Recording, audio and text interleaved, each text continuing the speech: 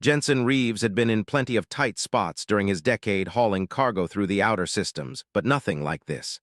The ship's damage alert wailed as he fought the controls, the meteor impact having ruptured his port thruster housing. Varix, a barely charted frontier world, loomed below, its purple-tinged atmosphere swirling ominously. "Come on, baby, hold together," he muttered through gritted teeth, hands steady despite the violent shaking of the cockpit. The entry angle was too steep. Atmospheric friction turned the viewports orange with heat. Jensen knew his options had narrowed to one: controlled crash or die in orbit. He aimed for a clearing amidst the dense, alien forest. Sweat dripped into his eyes as the ground rushed up. The impact came with a sickening crunch of metal, throwing him against his restraints before darkness claimed him. Jensen awoke to the sharp coppery taste of blood in his mouth and the acrid smell of electrical fire. Pain lanced through his ribs with every breath. Daylight streamed through the cracked viewport, telling him he'd been unconscious for hours. The ship's emergency beacon blinked steadily. At least something had worked. If he was lucky, a passing freighter might pick up the signal within a week. If he was lucky, and lately Jensen hadn't been. He dragged himself from the cockpit and fumbled for the emergency kit. The outer hatch groaned as he forced it open, revealing Varix's alien landscape, a world of massive purple-leafed trees and strange, floating spores that drifted through beams of golden sunlight. It was beautiful in a terrifying way. Jensen had just begun assessing the ship's damage when he heard it, a low, throaty growl from the forest edge. He froze, hand reaching instinctively for his sidearm. They emerged from the trees like shadows given form, 7 feet tall, powerful humanoid figures with distinctive feline features. Women, he realized with a start, though unlike any he'd seen before. Their skin ranged from copper to deep bronze, marked with natural patterns like a big cat's. Each had slitted eyes that caught the light, reflecting it back in amber and emerald hues. Their leader stepped forward, muscles rippling beneath her patterned skin.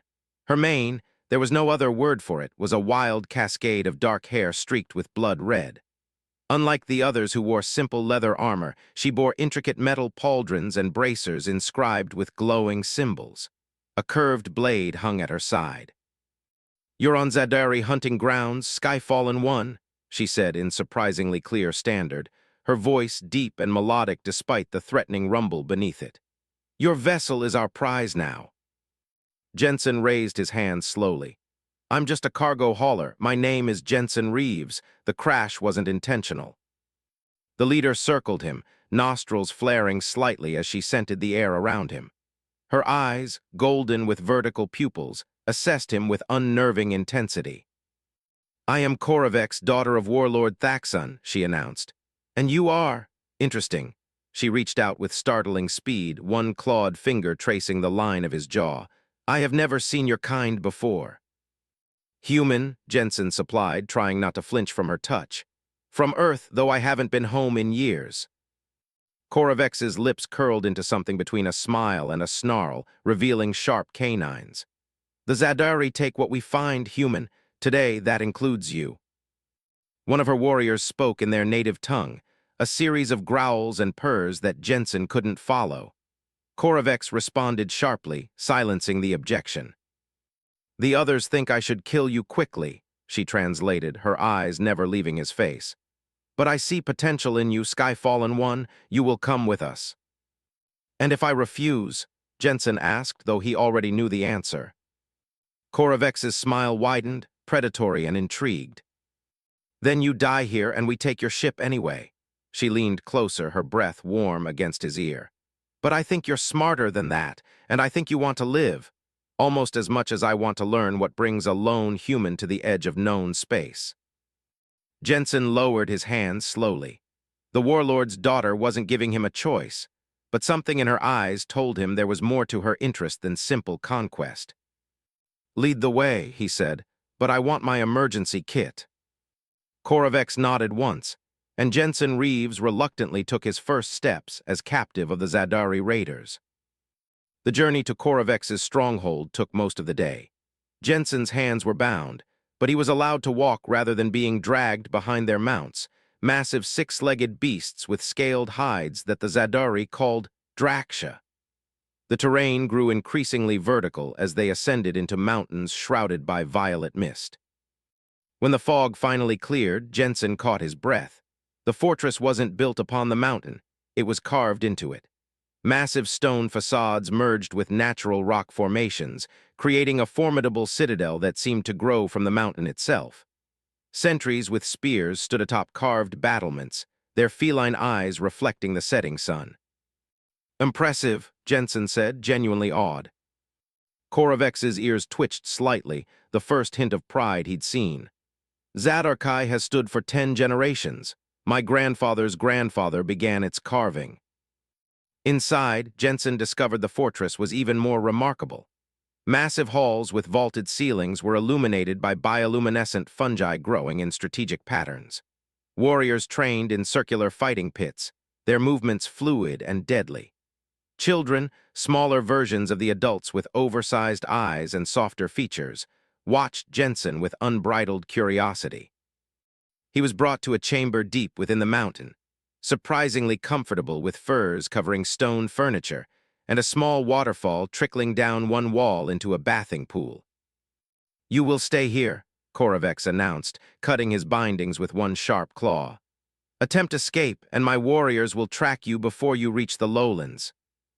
"What exactly am I supposed to do as your prize?" Jensen asked, rubbing his wrists. Something flickered in her golden eyes. "You will attend me, answer my questions, tell me of the worlds beyond Varix." That night, Jensen was brought to the great hall where Korovex sat at a long stone table with her chief warriors. He expected to be displayed as a trophy. Instead, she gestured to an empty seat beside her. "Sit," she commanded. "Eat." The meal was strange but not unpleasant. Roasted meat, fermented root vegetables, and a sweet, potent drink that warmed Jensen's blood. Throughout, Korovex's warriors studied him, some with hostility, others with frank curiosity. "The Sky-Fallen one has soft skin," remarked a warrior with a jagged scar across her muzzle. "How does he survive battle?" "We have technology instead of claws," Jensen replied, earning a few amused growls. Days passed in this strange captivity. Jensen was given limited freedom within the fortress, always under watch. He learned the Zadari were matriarchal, with females serving as warriors and leaders while males, smaller but equally fierce, handled crafting, child-rearing, and domestic affairs. On the 5th night, unable to sleep, Jensen stepped onto the small balcony adjoining his chamber. The moons of Varix, 3 of them in varying shades of amber and blue, illuminated the landscape. "Beautiful, aren't they?" He turned to find Korovex watching him, her powerful form silhouetted against the starlight. "The moons, yes," he agreed. "Not the moons, the stars." She moved beside him, pointing upward. "Which one is yours?" The question surprised him. "Earth, you can't see it from here. It's thousands of light years away." Korovex made a low humming sound. "Come, I want to show you something." Curiosity overrode caution as Jensen followed her through hidden passages, descending deeper into the mountain than he'd been allowed before. They entered a chamber unlike any other in the fortress, filled with technological artifacts. Scavenged ship parts, ancient computer terminals, even what looked like a partial navigation system. "My collection," Korovex said quietly. "The other clan leaders would consider this heresy. We are supposed to live by claw and blade alone. That is our way." Jensen examined the technology, much of it decades old. "You've been gathering this for some time." "Since I was a child." For the first time, her voice carried vulnerability. "The warlords keep us fighting each other, tribe against tribe. They forbid the old knowledge, but I believe there must be more than endless blood feuds." She stepped closer, her scent, wild and exotic, filling his senses. "That is why I claimed you, Jensen Reeves. Not as a simple prize, you know the stars. You understand things I need to learn." Their eyes met in the dim light of the hidden chamber, mutual understanding forming between captive and captor. "And if I help you," Jensen asked. "Then perhaps we both gain something unexpected," Korovex replied, her voice a low purr that seemed to vibrate through him. Your stance is wrong, Korovec said, circling Jensen in the private training yard. Wait on your back foot. You fight like prey waiting to flee. Jensen adjusted his position, muscles aching from the morning's exertion. 3 weeks had passed since his crash landing, and their arrangement had evolved. He helped with her collection of technology. She taught him Zadari fighting techniques. Humans aren't built like Zadari, he reminded her, wiping sweat from his brow. We don't have your reflexes. No, she agreed, moving with liquid grace to demonstrate the stance again. But you have adaptability, now again. They sparred cautiously, Jensen improving but still no match for her natural strength. When she pinned him to the ground, her body pressed against his, something electric passed between them. For a heartbeat, neither moved. Then Korovec released him and stepped away, her tail lashing with agitation. That afternoon, dark clouds gathered over the mountains, bringing one of Varex's infamous thunderstorms. Lightning struck with such frequency that the sky remained perpetually illuminated, revealing swirling purple clouds that dropped sheets of rain against the fortress walls. Jensen found Korovec in her technology chamber, attempting to repair an old communications device. The dampness affects the circuits, he explained, taking the device from her hands. Their fingers brushed, neither pulled away immediately. The old stories say these storms are the gods warring, she said, watching him work. My father believes such tales. It strengthens his power, a warlord favored by angry gods. Jensen reconnected several components. And what do you believe? I believe knowledge trumps superstition, she replied. My father thinks me tainted by outworld ideas. Perhaps I am. A particularly violent thunderclap shook the chamber, extinguishing several light sources. In the sudden darkness, Jensen felt Korovec move closer, her natural night vision allowing her to see while he was temporarily blind. Are you afraid of the dark, human? She asked, her voice closer than he expected. Not the dark, he answered truthfully. What's happening between us, that's more concerning. Her hand found his face in the darkness, claws retracted as she traced the contours of his jaw. Why? Because I am not human, because I claimed you as prize. Because I'm starting to forget that part, Jensen admitted.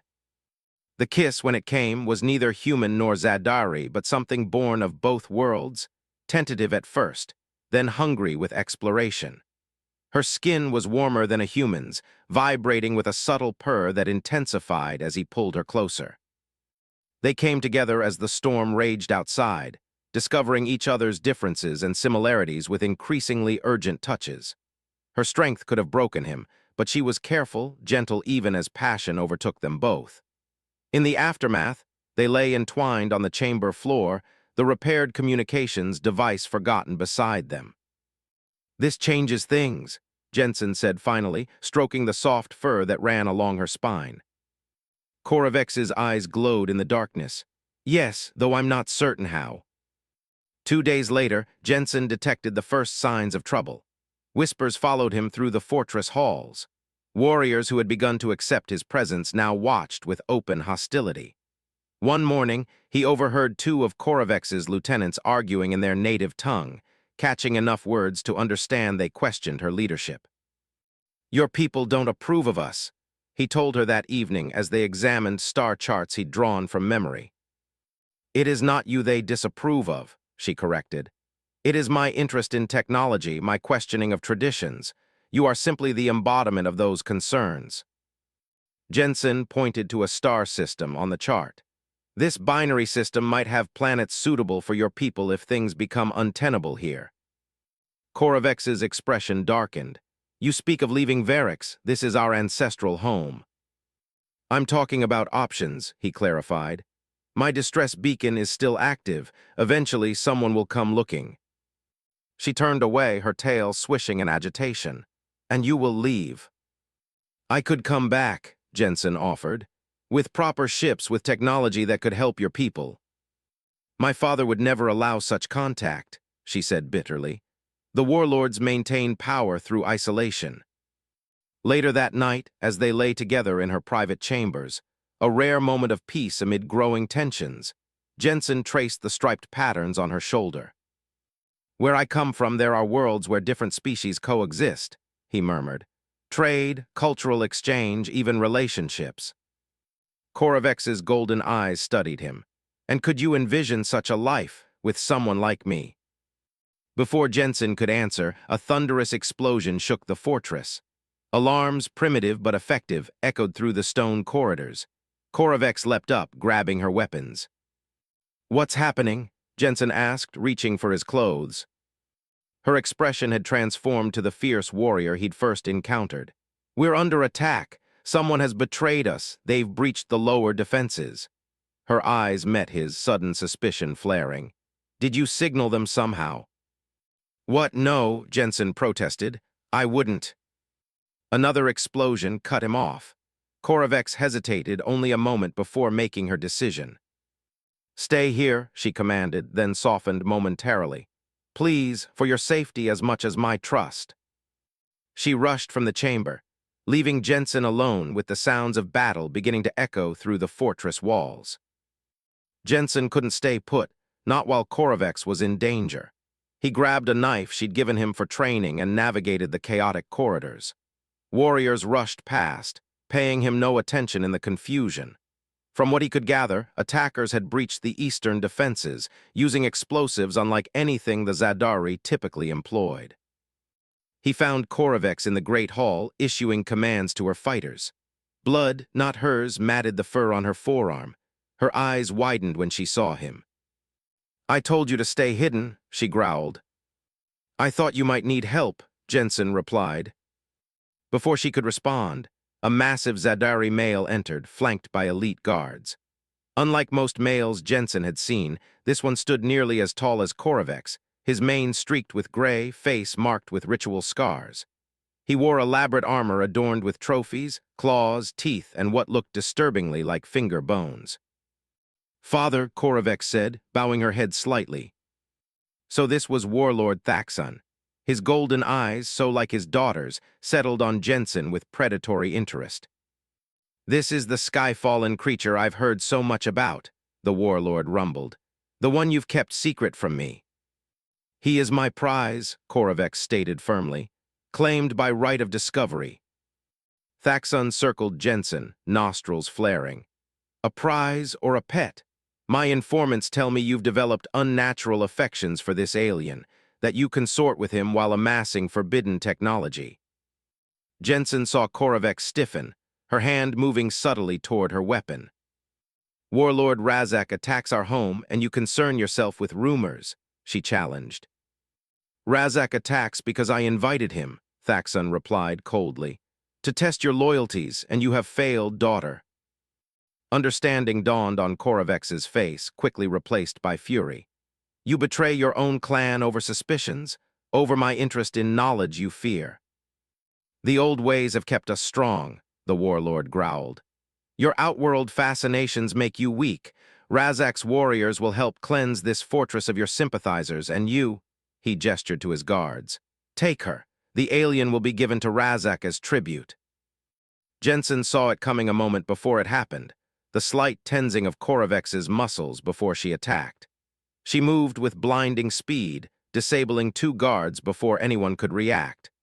When a third rushed her, Jensen intervened, using the fighting techniques she'd taught him to throw the warrior off balance. "This way," Korovex shouted, grabbing his arm and pulling him toward a hidden passage behind a tapestry.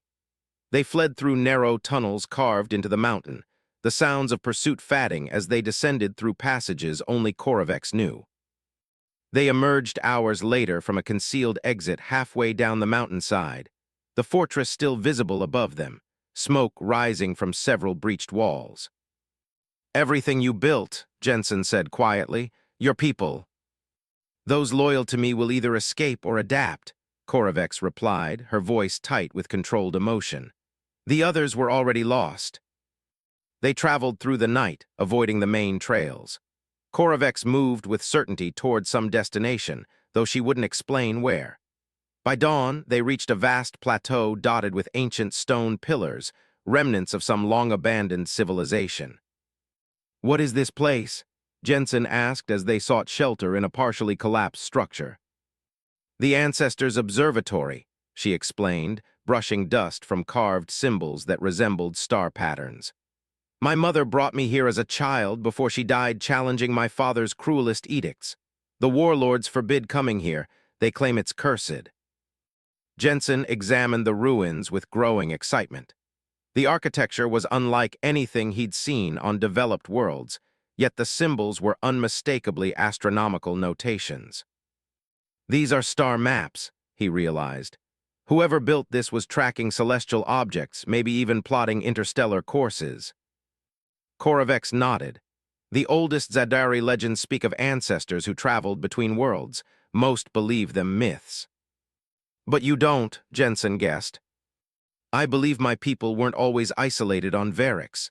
Something happened, a calamity, a war that destroyed our technological past.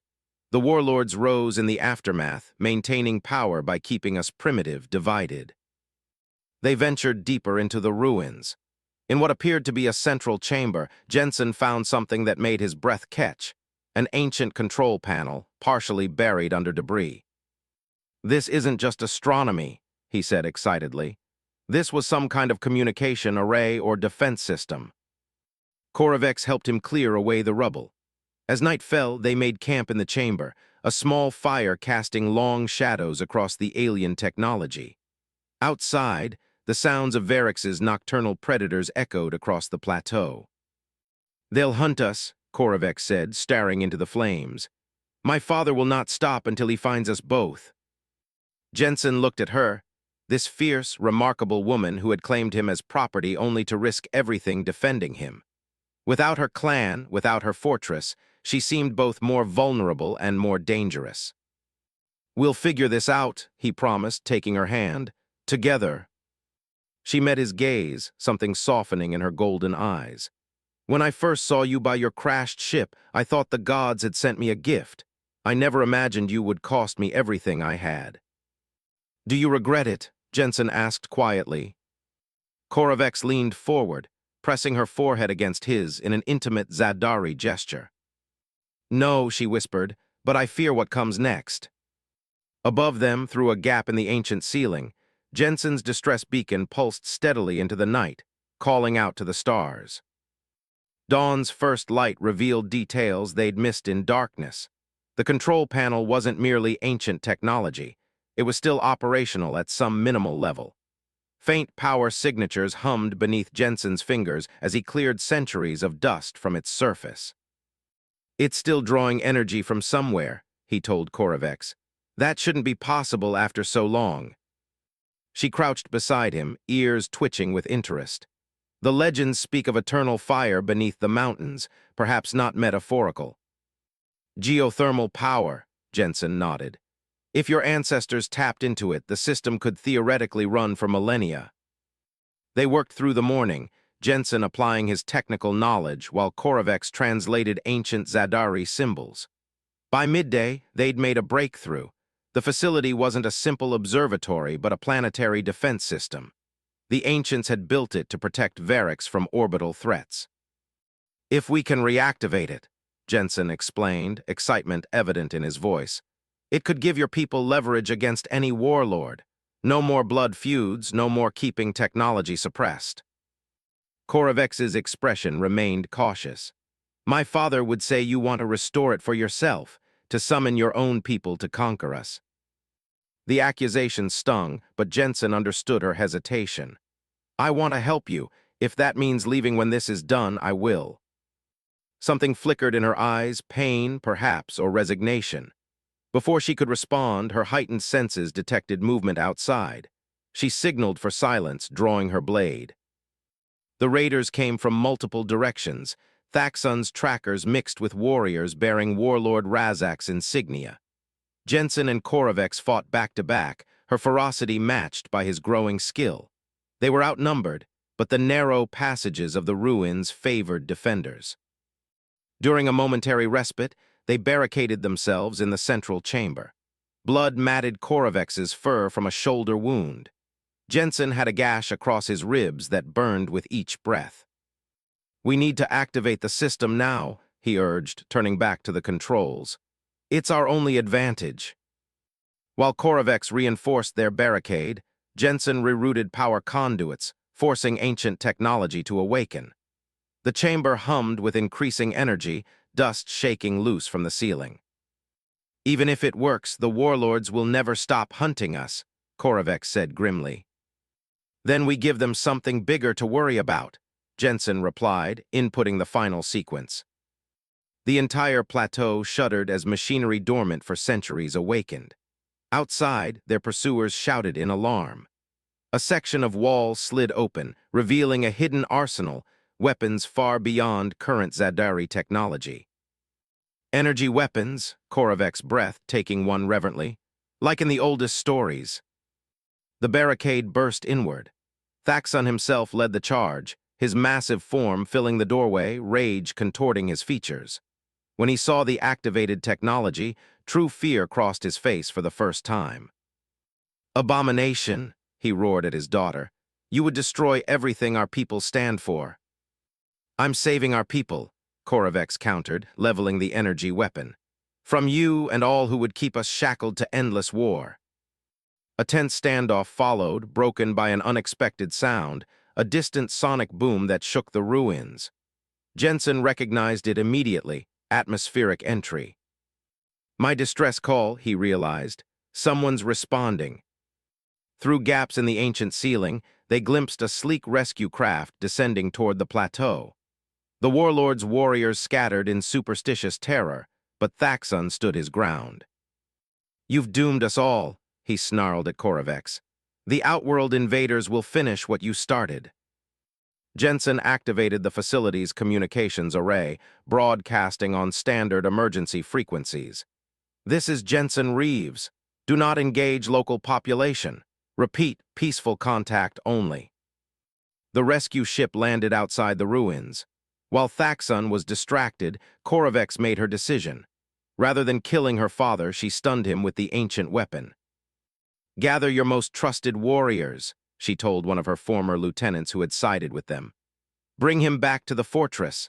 Tell the clans what we've found here, the truth of our ancestors. The time of warlords is ending." Later, as Thaxon was taken away, and the rescue team, a commercial salvage crew that had detected Jensen's beacon, secured the area, Jensen and Koravex stood alone amidst the ancient technology. "Your ship has come," she said quietly. "You can return to your stars now." Jensen took her hand, feeling the strength in her claws as they carefully enfolded his fingers.